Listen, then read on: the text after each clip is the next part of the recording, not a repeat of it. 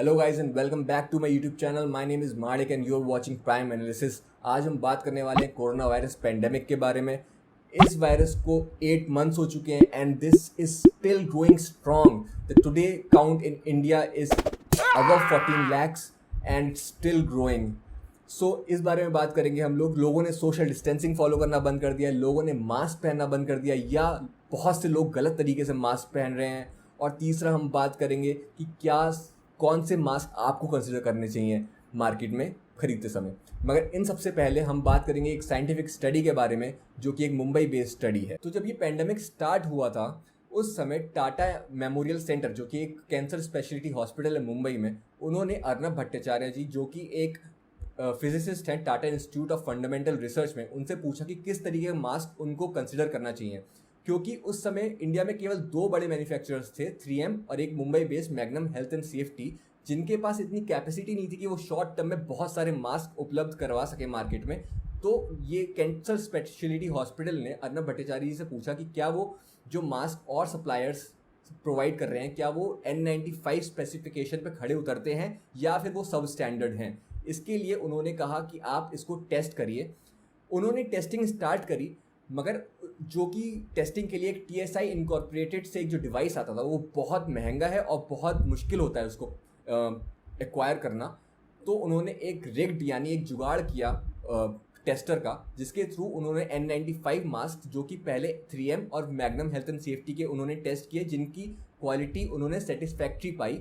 मगर जब उन्होंने और मैन्युफैक्चरर से टेस्ट किया तो उनको पता चला कि बहुत सारे मास्क जो है वो सब स्टैंडर्ड है और वो N95 के करीब में भी नहीं है। N95 का मैं यहाँ पे बताना चाहूँ मतलब क्या होता है। N95 में जो 95 है that means 95% of the particles above the size of 0.3 microns that mask should be able to filter those. मतलब ये हुआ कि 95% से जो बड़े पार्टिकल्स है, 0.3 माइक्रॉन से बड़े पार्टिकल जो हैं वो 95% वो फिल्टर कर देता है। मगर ये मास्क जो और सप्लायर्स जो आए हैं अब इंडिया में, वो केवल 60 to 70% फिल्टर कर सकते हैं। आप समझ रहे होंगे ये बहुत ही खतरनाक बात है, क्योंकि अगर आप किसी के कांटेक्ट में आते हैं जिसको कोरोना वायरस है तो there is a 60% chance that virus is able to avoid, but still a 40% chance that you might contact that virus. So this is very risky. तो इस तरीके के मास्क आपको अवॉइड करने चाहिए। फिर भट्टाचार्य जी और उनकी टीम ने और सप्लायर्स से मास्क सोर्स किए तो उन्होंने ये पाया कि जो मास्क थे उनको ऐसी एजेंसीज ने सर्टिफिकेशन दे रखा था जिनके पास कोई अथॉरिटी ही नहीं थी मास्क सर्टिफाई करने के लिए। और कुल मिला के 150 से ज़्यादा मैन्युफैक्चरर्स इस फील्ड में आ गए थे जो कि अपने मास्क सर्टिफाई करवा रहे थे रैंडमली एजेंसीज से, और एजेंसीज उनको सर्टिफिकेशन दे भी रही थी जिनके पास कोई अथॉरिटी ही नहीं थी सर्टिफाई करने के लिए। तो आप इन मास्क की वैलिडिटी पे भरोसा कर ही नहीं सकते, because there are many standards on which a mask is certified, like it should be breathable, it should be fire resistant to a level, it should have the properties of a N95 mask, meaning it should filter 95% of the particles above the size of 0.3 microns, which these masks fail to do, and that was the whole point of this research. फिर अप्रैल 2020 के बाद bureau of Indian standard यानी BIS ने एक certification लागू कर दिया जिसका नाम था IS 9473। तो इस मास्क की सर्टिफिकेशन के अगर आपको मास्क मार्केट में मिलते हैं तो आप ये ले सकते हैं। मैं आपको इसका एक एग्जांपल भी दिखाना चाहता हूँ। ये मास्क है 3M का जो कि IS 9473 सर्टिफाइड है। तो इस टाइप का मास्क आप ले सकते हैं।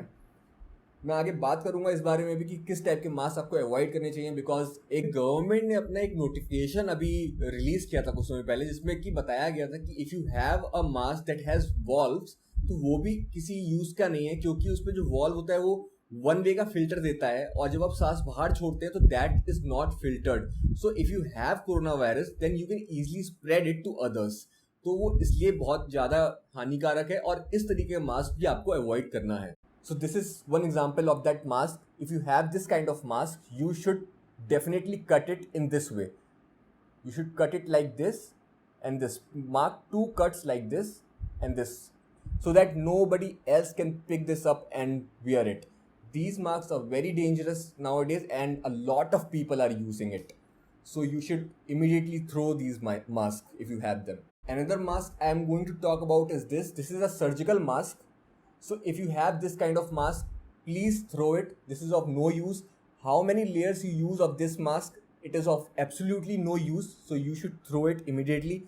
Moreover, if you have a mask like this fancy mask, you should immediately throw it, because in fact this mask have a filter paper like that, and it's written PM 2.5. It's just for um, dust and pollution purposes. But you should definitely throw these masks, because these masks doesn't form a airtight seal around your nose and your chin, which is very necessary. You should definitely look for a hinge of this kind, or a hidden hinge of this kind in a mask that forms a firm contact around your nose, so that air outside the mask can't get inside without filtration. So now I will demonstrate you the appropriate procedure to wear a mask properly. First, you have to sanitize your hands properly, so that none of the impurities from your hands can get on your mask when you wear it. Secondly, take your mask, open it like that and put it in your palm. Rest it against your nose. Rest it against your nose, and this strap should come above your head in this manner. Once this is done, the second strap, which is this one, should be above your head in this manner and behind your neck. Make sure the contact of your mask is firm with your face. The next step you have to do is press this metal hinge so that it forms an airtight fixture around your nose in this manner.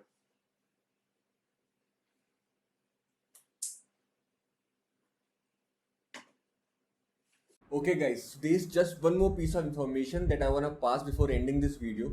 If you guys are considering washing your mask, then you can do so, but do remember that while doing so, you will reduce your efficiency of the mask by 40%.